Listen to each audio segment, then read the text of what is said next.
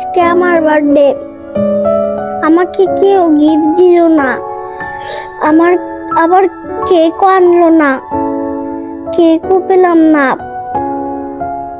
আজকে আমার মনটা অনেক খারাপ। সাফির, কি হয়েছে ভাইয়া? তোমার গিফট এসেছে, বার্থডে কেক এসেছে। কি বলো? তাহলে দেখি।